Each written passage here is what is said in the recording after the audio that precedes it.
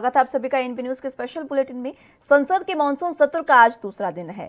सोमवार को पहले ही दिन हंगामा होने के बाद पीएम मोदी ने आज सभी दलों के नेताओं की बैठक बुलाई है और वहीं इससे पहले विपक्षी पार्टियां बैठक कर रही हैं और संसद में पीएम मोदी की बैठक में शामिल होना है या नहीं, इस पर फैसला करेंगी। जानकारी के मुताबिक सर्वदलीय बैठक बुलाने का मकसद है और इस दौरान पीएम मोदी बैठक में मौजूद भी रहेंगे और ये बैठक शाम 6 बजे होगी। इससे पहले इसमें कोरोना समेत कई मुद्दों पर चर्चा हो सकती है और इससे पहले सोमवार को दोनों सदनों में विपक्षी सदस्य 3 नए कृषि कानून, महंगाई समेत विभिन्न मुद्दों पर नारेबाजी करते दिखे। कुछ विपक्षी सदस्यों ने आसन तक पहुंचकर नारेबाजी भी की। वहीं विपक्षी सदस्यों की नारेबाजी के बीच प्रधानमंत्री नरेंद्र मोदी ने उन पर निशाना साधते हुए कहा, मैं सोच रहा था कि सदन में एक उत्साह का वातावरण होगा क्योंकि बड़ी संख्या में हमारी महिला सांसद मंत्री बनी हैं और खुशी का माहौल होगा कि आदिवासी साथी बड़ी संख्या में मंत्री बने हैं। लेकिन उन्होंने ये भी कहा कि किसान परिवार और ग्रामीण परिवेश से आने वाले सामाजिक और आर्थिक रूप से पिछड़े समाज से आने वालों को बड़ी संख्या में मंत्रिपरिषद से स्थान मिला है, उनके परिचय में खुशी होनी चाहिए थी। वहीं संचार और सूचना प्रौद्योगिकी मंत्री अश्विनी वैष्णव ने पेगासस जासूसी मामले में आई खबरों का खंडन किया और सदन में बयान दिया और इन खबरों को भारतीय लोकतंत्र को नुकसान पहुंचाने वाला बताया है।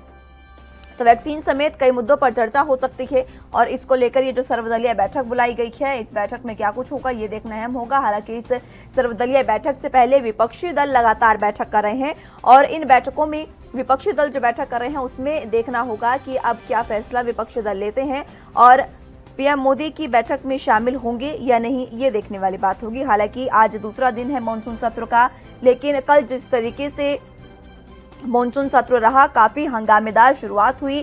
सदन की कार्रवाई को 3 से 4 बार स्थगित किया गया। पहले लोकसभा की जो कार्रवाई थी उसको 12:24 तक के लिए 2 बजे तक के लिए स्थगित कर दिया गया था। 11 बजे कार्रवाई शुरू हुई, उसके बाद 2 बजे तक के लिए स्थगित कर दिया गया और उसके बाद भी उसको स्थगित किया गया और अब सुबह आज से 11 बजे ये जो कार्रवाई है वो फिर से शुरू होगी। कल भी देर रात सदन की कार्रवाई को स्थगित कर दिया गया था क्योंकि विपक्ष लगातार हंगामा इस दौरान कर रहा था और इसी हंगामे को लेकर सदन की कार्रवाई को स्थगित किया गया था और आज इस कार्रवाई का दूसरा दिन है। अब देखना होगा कि कार्रवाई से पहले जो सर्वदलीय बैठक बुलाई गई है उसको लेकर वह बैठक कितनी अहम होती है और कार्रवाई में किस तरीके से उस बैठक पर फैसला लिया जाता है, क्योंकि अब जो तमाम बैठकें हैं वो विपक्षी दल भी कर रहे हैं। अब विपक्षी दलों को तय करना है कि वो प्रधानमंत्री की सर्वदलीय बैठक में पहुंचेंगे या नहीं। कहीं ना कहीं कयास लगाए जा रहे हैं कि कई मुद्दों पर चर्चा हो सकती है और सरकार विपक्ष को साधने का प्रयास कर सकती है।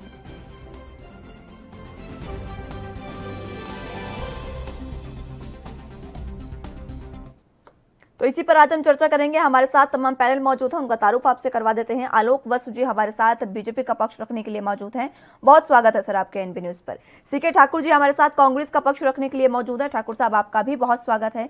सबसे पहले आपके पास ही आना चाहूंगी ठाकुर साहब, जिस तरीके से विपक्षी दल अब बैठक कर रहे हैं, सर्वदलीय बैठक से पहले ये बैठक होगी और तमाम जो चीजें हैं उनको समझा जाएगा कि जो प्रधानमंत्री मोदी की बैठक है उसमें शामिल हो या नहीं। क्या लगता है आपको, क्या कुछ फैसला आ सकता है और क्या कांग्रेस सर्वदलीय बैठक में शामिल होगी?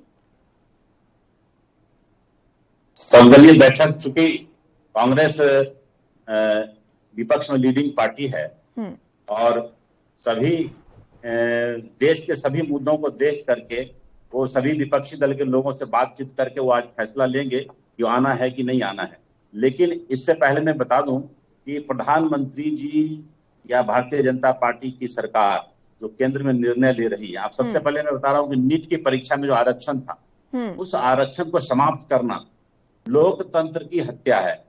उसके बाद कोविड में जितनी मानसून सत्र जो अभी शुरू हो रहा है, इससे पहले कोविड का काल आया था। कोविड में जितनी महामारी में लोग मरे, जितने लोगों को नुकसान हुआ, ये प्रधानमंत्री की सिर्फ एक अकेले निर्णय का फल था। आज चूंकि वो बुलाना चाह रहे हैं कि सर्वदलीय बैठक से, ये तो एक नियम भी है कि सत्र शुरू होने से पहले हम सर्वदलीय बैठक करें, लेकिन प्रधानमंत्री जी हमेशा अकेला निर्णय लेते रहे हर चीज में। और आज चूंकि जब विपक्ष का हंगामा हो रहा है हर मुद्दे, चाहे किसान का मुद्दा हो या फिर देश में बेरोजगारी का मुद्दा हो, हर मुद्दे पर ये प्रधानमंत्री और ये पार्टी विफल है। तो इसलिए हम सभी विपक्ष के लोग एकत्रित होकर के आज बात करेंगे कि चूंकि आगामी जो 2024 का मिशन है जहां जनता के हित में, यह देश जो है प्रजातांत्रिक है, लोकतांत्रिक देश है, जनता के हित में कोई काम नहीं हो रहा। ये अकेला निर्णय ले रहे हैं प्रधानमंत्री जी हर चीज में। क्योंकि देखिए, आरक्षण पर मैं बताया अभी कि नीट का आरक्षण जो था, वो चूंकि मेडिकल में लोग जाते थे, अंबेडकर का जो सपना था, जो संविधान हमारा है, उस संविधान का हनन हो रहा है। इसलिए विपक्ष को बड़ी सोच समझ के इनके साथ बैठना पड़ेगा हर मुद्दे पर। क्योंकि आपने देखा कि किसान का बिल किस ढंग से जोर जबरदस्ती करके पास किया गया राज्यसभा में, आपने देखा होगा। तो हर मुद्दे पर ये एक अकेले निर्णय लेते हैं। किसान के हित में नहीं है, छात्रों के हित में नहीं है, जिसको रोजगार चाहिए उसके हित में नहीं है, ये हर जगह विफल है। इसलिए हम ठीक है, सारे आलोक विपक्षी वत्स लोग आज जी हमारे साथ मौजूद है, मैं लौटूंगी आपके पास, लेकिन आलोक वत्स से उनकी भी कमेंट जान लेते हैं। वत्स साहब, जिस तरीके से सीधे सीधे आप पर आरोप है कि जितने भी आपने कोविड मिसमैनेजमेंट अगर हुई है तो आपने जो अकेले प्रधानमंत्री ने फैसला लिया उसकी वजह से हुई है, विपक्ष ने आपको सुझाव दिए थे, आपने उन सुझावों को नहीं माना और इसी वजह से आज ये जो स्थितियां हैं वो बनी है और सीधे सीधे आप पर जो संविधान है उसके हनन का आरोप लगाया है। संविधान के हनन का आरोप जो हमारे विपक्ष के साथी लगा रहे हैं, ये बिल्कुल निराधार है। देखिए, लोकतंत्र में विपक्ष का एक मजबूत दावेदारी सफल होना बहुत आवश्यक है। विपक्ष का रोल होता है कि वो एक्सपोज, डिपोज और फिर प्रपोज करे। वो ये काम कर नहीं रहे हैं। ये कल जिस तरीके का हंगामा इन्होंने किया, जिस तरीके से इन्होंने काउंसिल ऑफ मिनिस्टर्स को, जिसमें दलित, आदिवासी, महिलाएं, नए नए पिछले वर्ग से चुन के आए हैं, उनको इंट्रोड्यूस नहीं करने दिया, ये क्या दर्शाता है कि इनका लोकतंत्र में विश्वास खत्म हो रहा है। ये लोकतंत्र की परिधि से बाहर कुछ करना चाह रहे हैं।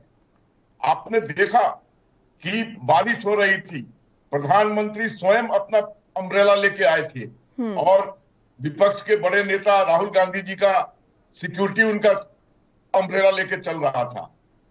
तो एक आदमी खुद को स्वयं कवर करता है, एक आदमी दूसरों के द्वारा कवर होकर चल रहा था। ये दर्शाता है इनका मानसिकता। ये दूसरे विपक्ष के लोगों से प्रभावित होना चाहते हैं। मुद्दा क्या है? अभी देश के सामने ज्वलंत मुद्दा है तीसरी कोरोना की लहर से निपटने की। अभी देश के सामने अहम मुद्दे हैं, उस पर चर्चा होनी चाहिए। You expose, propose and then depose, this is the theme line of democracy. आप उससे भाग रहे हैं। अगर मान लीजिए कोई आदमी किसी चीज में अक्यूज भी होता है तो उसका भी कोर्ट में वाद विवाद के बाद कोई निर्णय आता है। भागने से क्या ये सॉल्व हो जाएगा? ये बिल्कुल गलत तरीके का व्यवहार है। लोकतंत्र में ऐसा नहीं होना चाहिए। ये लोकतंत्र पे कुठाराघात है, देश की जनता के साथ कुठाराघात है और इसको रोकना होगा। इनको अवश्य प्रधानमंत्री द्वारा बुलाए गए बैठक में शामिल होना चाहिए, नहीं तो देश की जनता इन्हें माफ नहीं करेगी। ठीक है, वत्स साहब और ठाकुर साहब, आप दोनों का स्टार्टिंग कमेंट हो चुका है। आप अब तो एक दूसरे से क्रॉस क्वेश्चन कर सकते हैं, डिबेट ओपन रहेगी। लेकिन वत्स साहब, आपके कुछ सवाल आपने किए हैं। जिस तरीके से आपने कहा कि ज्वलंत मुद्दा कोरोना की तीसरी लहर है, बिल्कुल है, इससे नकारा नहीं जा सकता। लेकिन ज्वलंत मुद्दे किसान आंदोलन भी है, ज्वलंत मुद्दे जिस तरीके से पेगासस का मामला सामने आया वो भी है, और ज्वलंत मुद्दे महंगाई, भ्रष्टाचार, बेरोजगारी, ये सब है। और इसी को लेकर कांग्रेस आपको घेर रही है।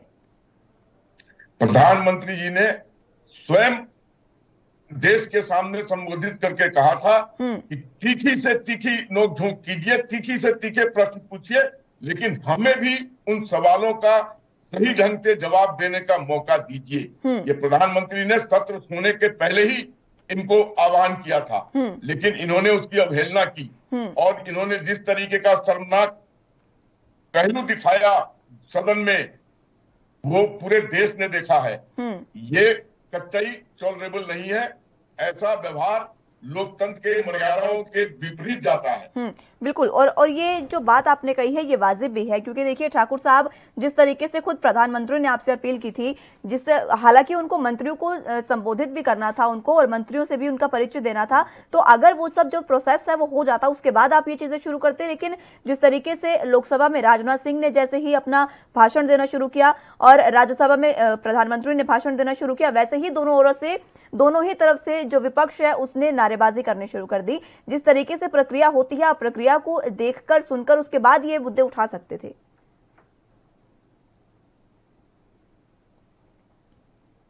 ठाकुर साहब आवाज मिल पा रही है आपको?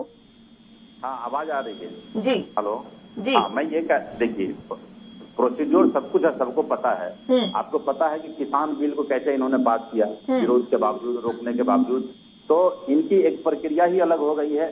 देश में जिस ढंग से देखिए लोग उब चुके हैं, चाहे पार्लियामेंट के लोग हो या आम जनता हो, लोग उब चुके हैं। इतना महंगाई, इतना भ्रष्टाचार, इतनी सब कुछ चरम पे चला गया है कि लोगों से बर्दाश्त ही नहीं हो रहा है। क्या करे लोग जाए तो जाए कहाँ? सब कुछ उनके साथ प्रॉब्लम आ रहा है।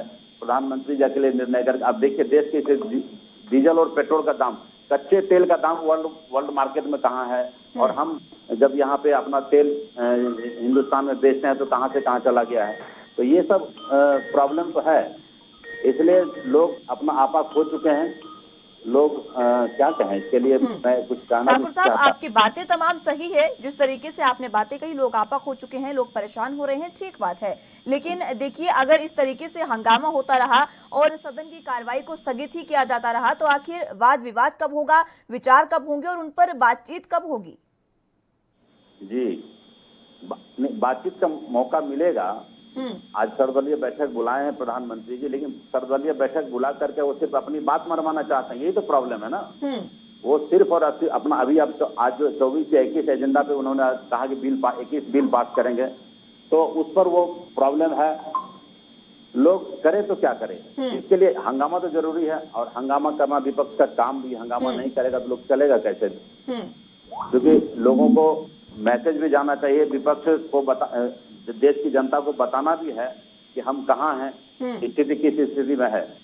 तो मोदी जी या भारतीय जनता पार्टी की सरकार को यह सोच समझ के काम करनी चाहिए कि हम किस किस मुद्दे पर जा रहे हैं, कहाँ जा रहे हैं। आज किसान हमारा बैठा हुआ है, किसान के साथ इतना अत्याचार हो रहा है। यदि वो प्रधानमंत्री जी चाहते तो प्रधानमंत्री जी वह इस केस को डील कर सकते थे। विपक्ष के मुद्दे को आप पूरी तरह से, या किसान के मुद्दे को पूरी तरह भजा सकते थे, लेकिन उन्होंने तो किया नहीं, किसान को शांत नहीं किया। वो अपनी जिद अड़े में, जैसे ये अंग्रेजों के समय में होता था, अंग्रेज अकेले निर्णय लेते थे। क्या दिक्कत है? पूरे देश का किसान वहां पे बैठा हुआ है। ये तो बहुत और जी, मैं लौटूंगी ठाकुर साहब आपके पास। वत्स साहब, देखिए, तमाम आरोप आपने सुने। प्रधानमंत्री को जिस तरीके से अंग्रेजों का शासन था, उस तरीके का शासन बताया है ठाकुर साहब ने। और इसी के साथ देखिए, विपक्ष इस समय संसद में हंगामा कर रहा है, सदन में हंगामा किया।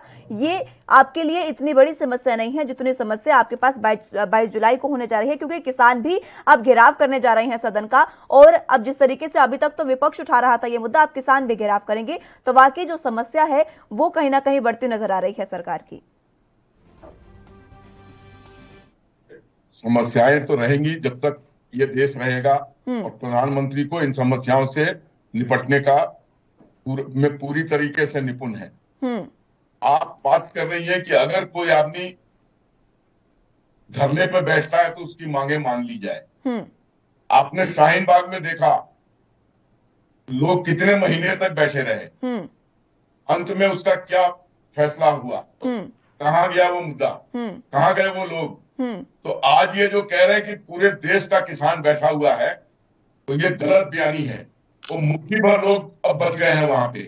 और इस तरीके से अगर साहब, चाहे बीजेपी का कोई भी प्रवक्ता नेता यहाँ बैठा हो, वो हर बार यही कहता है कि मुट्ठी भर लोग बैठे हैं, चंद लोग बैठे हैं। सर, इतनी बड़ी संख्या में किसान आपको मुट्ठी भर लोग दिखते हैं क्या? आपने कितनी बार ये बातें कही है?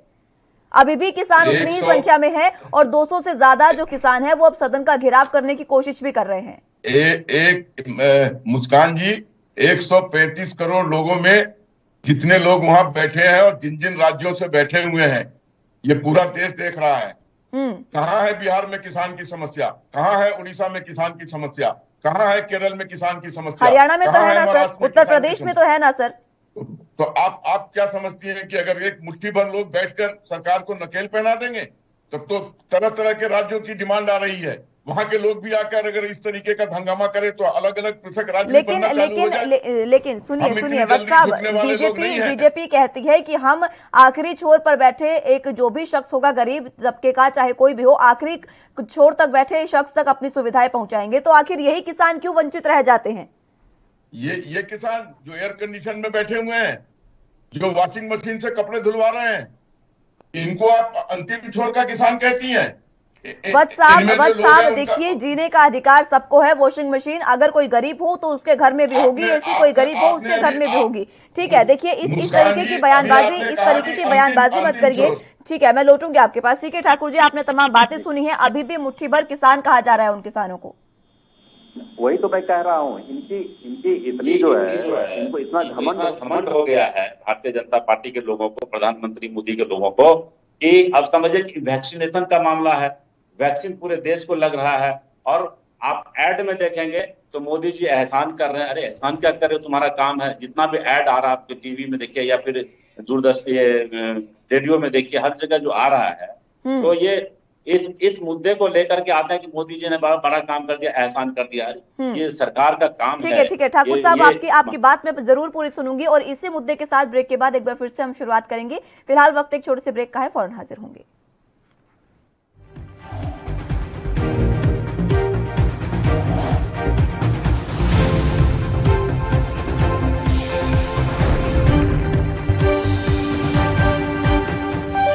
ब्रेक के बाद एक बार फिर से स्वागत है आप सभी का। एक बार फिर से रुख मॉनसून सत्र पर जो बैठक होने जा रही है उसकी ओर करेंगे। हमारे साथ तमाम गेस्ट मौजूद हैं, उनसे ही बातचीत करेंगे। ठाकुर साहब, आप इसे मैं जानने की कोशिश कर रही थी, जिस तरीके से मुट्ठी भर किसान करार दिया है वत्स साहब ने उनको, और ये तक कह दिया है कि ये मुट्ठी भर किसान सरकार को गिराने में कितनी ही कोशिश कर ले कामयाब नहीं हो सकते हैं। मैं वही तो कह रहा था कि ये देखिए कहीं ना कहीं एनआरकी सिस्टम को यहाँ लागू कर दिया इन्होंने, मोदी जी ने। अभी मैं बताया ना कि ये नीट जो होता है, आप जानते हैं कि मेडिकल की परीक्षा के टेस्ट होता है, जिसमें रिजर्वेशन हुआ करता था। जो गरीब बच्चे होते हैं, जो आदिवासी है, हरिजन है, जो भी ओबीसी के लोग हैं, जो बहुत आर्थिक रूप से भी पिछड़े हुए हैं, जिनके लिए डॉक्टर भीमराव अम्बेडकर ने ये कहा था कि इन लोगों को जब तक आरक्षण नहीं दोगे तब तक ये आगे नहीं आ सकते हैं। आप देखिए अभी जो एम्स के डायरेक्टर हैं, मुझे लगता है वो भी आदिवासी समाज से हैं। तो ऐसे लोगों के लिए ये आरक्षण हुआ था क्या? एम्स के डायरेक्टर या जो आदिवासी बच्चे हैं, जो दलित के बच्चे हैं, अपने जो अत्यंत पिछड़े लोगों के बच्चे हैं, वो पढ़ लिख कर डॉक्टर बने, तो क्या वो कल्याण नहीं कर रहे हैं देश का? आज प्रधानमंत्री मोदी जी की ये हिमाकत कि उसने नीट की परीक्षा में रिजर्वेशन को बंद करवा दिया। धीरे धीरे पूरे रिजर्वेशन सिस्टम को खत्म करना चाहते हैं। अर्थात जो गरीब है, जो किसान का बच्चा है, वो किसान अपने सिर्फ मजदूरी करके जीना सीखे, वो आईएएस, आईपीएस और मेडिकल के डॉक्टर नहीं बन सके, इंजीनियर नहीं बन सके। ये इसकी पॉलिसी हो रही है पूरे देश में लागू करने की। तो मैं पूरे आपके माध्यम से मैं बताना चाहता हूं कि पूरे तमाम जनता को, जो अंग्रेजी सिस्टम था, जो उस सिस्टम को फिर से लागू करने जा रहे हैं, आज वही उसी का एक हिस्सा है। वो प्रधानमंत्री जी चाहते हैं कि यहाँ कोई बोले ना, सिर्फ प्रधानमंत्री मोदी बोले और भारतीय जनता पार्टी के लोग हैं। अब बताइए, जो ये हिंदुस्तान है, कृषि प्रधान देश है, यहाँ की 90% आबादी किसान है, वो खेती पर निर्भर है, और उसको ये मुट्ठी भर लोग कहते हैं। पूरे हिंदुस्तान से उसका विरोध है, हर जगह लोग विरोध चाहते हैं। क्योंकि दिल्ली काफी दूर है, इसलिए केरल से, तमिलनाडु से बहुत लोग नहीं आ सकते, लेकिन जन समर्थन है वहां पे, हर किसान का समर्थन है वहां पे। आप बंगाल में आकर के देखे, जो राकेश टिकैत जी आकर के कहा, मैसेज दिया, देखिए बंगाल के लोगों ने किस ढंग से मोदी के पार्टी को कुचलने का काम किया। तो यह सिस्टम है कि हर लोग उसके सपोर्ट में खड़ा है। आपका टीम है एएनबी न्यूज को मैं धन्यवाद देना चाहता हूं कि आप सारे लोग एक सर्वे भी कराइए पूरे देश में और इनके खिलाफ बताइए कितने लोग हैं। मुट्ठी भर लोग कहने के हिमाकत ने कहा, किसान को पूरे जनता उसके साथ है। मैं बता रहा हूं कि कहीं ना कहीं ईवीएम का प्रॉब्लम है। आप इलेक्ट्रॉनिक सिस्टम को खत्म करके जब देश में फिर से बैलेट पर चुनाव कराएंगे तो आपको पता चलेगा कि जनता कहां पर है। क्योंकि कहीं ना कहीं ठीक है ठाकुर साहब, मैं लौटूंगी आपके पास। वत्स साहब, देखिए, एक तो बैलेट पेपर की बात उठाई है और दूसरी सीके ठाकुर जी ने साफ तौर पर यह बात कही है कि जो बीजेपी है वो किसी को बोलने नहीं देना चाहती, और कहीं ना कहीं यही शायद कारण है कि आज जो ये सर्वदलीय बैठक बुलाई गई है, विपक्ष को साधने की कोशिश प्रधानमंत्री इस बैठक में कर सकते हैं, और इसी वजह से विपक्ष आज पहले ही बैठक कर रहा है और ये फैसला अब विपक्ष लेगा कि वो बैठक में शामिल होंगे या नहीं। देखिए, प्रधानमंत्री जी ने, मैं फिर कह रहा हूं कि बहुत पहले आह्वान किया था कि आप आइए सदन में और तीखा से तीखा प्रश्न रखिए, लेकिन हमें भी बोलने का मौका दीजिए। आखिर इसका सोल्यूशन निकलेगा कहां से? अगर वो मौन हो जाएंगे तो क्या इसका सोल्यूशन निकल जाएगा? अंतोगत्वा तो टेबल पे आना ही पड़ेगा। और रही किसानों की बात, तो 21 बार हम किसानों को न्योता दे चुके हैं कि आप हमारे साथ आके टेबल पर बैठिए और इस मुद्दे पर चर्चा कीजिए। लेकिन जब कभी भी वो आए किसान बेशर्त बात करना चाहते हैं वत्स साहब, किसान किसी भी शर्त के साथ बात नहीं करना चाहते। नहीं, किसान जब भी आए उन्होंने कहा या तो ये चीजें मान लो तो हम बैठेंगे और नहीं तो हम नहीं बैठेंगे। इसका तो ये मतलब हुआ कि आप जज के सामने जाओ, कहो कि मैं मर्डर केस अक्यूज हूं, मुझे इससे बरी कर दीजिए, नहीं तो मैं आपके यहाँ धरने पे बैठ जाऊंगा बाहर। How can you do this? इस डेमोक्रेसी में इस तरीके का व्यवहार अशोभनीय व्यवहार है मुस्कान जी। आप चर्चा कीजिए और ये कह रहे हैं कि पूरा देश उनके साथ है, तो पूरा देश जल रहा होता, देश के हर राज्य में इसकी आग लगी होती। सारी जगह ठंडक है, लोग अपने अपने MRP से जिसको बेनिफिट मिल रहा है उसको दुगुना तिगुना रकम मिल रहा है, वो खुश है। कहीं पर पूरे राज्य से आपको कहीं से कोई इस तरीके का नहीं आवाज आ रहा है कि वहां पर आंदोलन हो रहा है। और अभी रही बात मुद्दा कोरोना की, उसके लिए मीटिंग कितनी अहम है और ये उसको बॉयकॉट कर रहे हैं। मैं बताना चाहता हूं अपने कांग्रेस साथी को कि जिस समय प्लस पोलियो अभियान चला था, इनको 25 वर्ष लगे भारत को मुक्त करने से पोलियो से, और हमने 6 महीने के अंदर 50 करोड़ लोगों तक हम पहुंच चुके हैं टीका लगाने में। इनको तो शाबाशी देनी चाहिए हमारे एफर्ट्स की। हम इनके ऊपर उंगली नहीं उठा रहे कि 25 साल में आपने पोलियो अभियान को खत्म किया, और हम जिस तेजी से इस पर काम कर रहे हैं 31 दिसंबर तक देश में लगभग सभी लोगों को टीका लग चुका होगा। जिस तरीके की प्रोक्योरमेंट हुई है, लेकिन जिस रफ्तार से व्हाट्सएप वैक्सीनेशन चल रहा है, क्या लगता है आपको कि उस रफ्तार से वैक्सीनेशन पूरा होगा 21 दिसंबर तक? बिल्कुल 1 अगस्त से फिलहाल इस समय की अगर बात करें ना वत्स साहब, इस समय की अगर बात करें तो बहुत से ऐसे राज्य हैं जहां पर वैक्सीनेशन की कमी है और वैक्सीनेशन सेंटर्स बंद कर दिए गए हैं। अभी भी मुस्कान जी हम 3.5 मिलियन से ऊपर टीका डेली लगा रहे हैं, और 1 अगस्त से 1 करोड़ वैक्सीन डेली उपलब्ध होगा। यह ICMR के चीफ ने भी बोला है अपने बयान में। ठीक है ठाकुर साहब, आपके पास आना चाहूंगी जी। व्हाट्सएप में लौटूंगे आपके पास। देखिए, तमाम बातें आपने सुनी है, वैक्सीनेशन को लेकर उन्होंने कह दिया है कि, लेकिन सबसे बड़ा सवाल यह है कि इस रफ्तार से, जिस रफ्तार से हम चल रहे हैं, मध्य प्रदेश की बात करें, दिल्ली की बात करें, और कई ऐसे राज्य हैं जहां पर अब वैक्सीनेशन की कमी है और कई अभियान जो है वो बंद हो गए हैं। मध्य प्रदेश जो बीजेपी शासित ही प्रदेश है, वहीं पर भी वैक्सीनेशन की कमी है और कई अभियान बंद कर दिए गए हैं वहां पर भी। ये जो स्थितियां हैं, इस तरीके से कैसे हम 31 दिसंबर तक वैक्सीनेशन को पूरा कर पाएंगे? हालांकि 1 करोड़ का जो दावा किया गया है, वो वैक्सीन कब आएगी और किस तरीके से लोगों को मुहैया होगी, ये भी देखने वाली बात होगी। इसी के साथ किसानों के मुद्दे पर भी उन्होंने बहुत कुछ बोला। जी मैं बताना चाहता हूं कि वैक्सीनेशन की बात उन्होंने कहा। आज झारखंड के भी मैक्सिमम डिस्ट्रिक्ट का वैक्सीनेशन सेंटर बंद है। चलिए, मैं इंतजार कर रहा हूं, वो कह रहे हैं कि 1 तारीख से 1 अगस्त से पूरा 1 करोड़ का, वो भी मैं देख लेता हूं, क्योंकि इस मुद्दे पे मुझे कुछ बोलना नहीं है। ये चूंकि स्वास्थ्य का मामला है और सबको वैक्सीनेशन चाहिए, और वैक्सीनेशन करा करके मोदी जी को एहसान नहीं कर रहे हैं। ये उनका दायित्व है, प्रधानमंत्री का दायित्व होता है कि जो भी सेंट्रल का, ये चूंकि जब भी महामारी का मामला आता है, पूरे वर्ल्ड वाइड का मामला है, तो देश में प्रधानमंत्री मोदी को निर्णय लेना अकेले नहीं था, प्रत्येक दल के लोगों को सर्वदलीय बैठक करके निर्णय लेना चाहिए था। चलिए ठीक है, वैक्सीनेशन पर हम नहीं जा रहे, लेकिन जो आर्थिक, जो ज्वलंत मुद्दा है, आर्थिक स्थिति देश की इतनी फटेहाल है, लोग इतने परेशान हैं, जो युवा हैं दाने दाने को तरस रहे हैं, नौकरी नहीं है। आपको मैं बता रहा हूं कि जो बैंक में नौकरियां का अवसर था, जो रेलवे में अवसर था, सबको बंद कर दिया। अब तो मान लीजिए कोरोना का 3rd वेव की बात कह रहे हैं लोग, नहीं आ रहा, तब तक उसको सब कुछ रेल को सुचारू रूप से चालू करना चाहिए। अब मैं कह रहा हूँ कि रिजर्वेशन सिस्टम में इतनी खामियां हैं, लोगों को पैसे भर नहीं पा रहे हैं, लोगों को यहाँ से वहां जाना आना मुश्किल हो रहा है, जब लॉकडाउन पूरी तरह से ओपन है। लोग, ठाकुर साहब ठीक है, आपकी तमाम बातें ठीक है, लेकिन अगर इस बार रेल को सुचारू रूप से शुरू कर दिया गया, तो जो कोरोना की तीसरी लहर है, वो जो देरी से आएगी वो और जल्दी आ सकती है, क्योंकि हमने देखा है हिल स्टेशन को खोला है तो किस तरीके से वहां पर लोगों की लापरवाही देखने को मिली है। आपकी तमाम बातें ठीक है, लेकिन यहाँ आपको गलत मैं ठहराना चाहूंगी, क्योंकि देखिए, अभी अगर सब चीजें सुचारू रूप से शुरू हो गई तो तीसरी लहर का खतरा और ज्यादा भी बढ़ सकता है। नहीं, मैं ये कह रहा था कि जो अभी भी लोग सफर तो कर ही रहे हैं, वहां सेफ्टी बरत करके लोगों को वैक्सीन जो वैक्सीनेटेड लोग हैं उसको देखना है। आप कह रहे हैं जो एरोप्लेन में जा रहा है RT-PCR रिपोर्ट के साथ आना, या डबल वैक्सीन किसने लिया नहीं लिया, वो देख करके वो सब देखते हुए करना है, मास्क को उपयोग कराते हुए जाना है। क्योंकि आपके पास इतना सिस्टम है, रेलवे में इतने पदाधिकारी हैं अभी भी मौजूद कि हर किसी को फॉलो करवाना उनका काम है। वो करा करके लोगों को सफर करा सकते हैं। मतलब सेफ्टी बरतते हो, मैंने ये कहा, मैंने ये नहीं कहा कि आम जनता, अभी तो खुले हुए हैं लोग, अभी जितना ट्रेनेज है उसमें कहीं तो सोशल डिस्टेंसिंग है ही नहीं।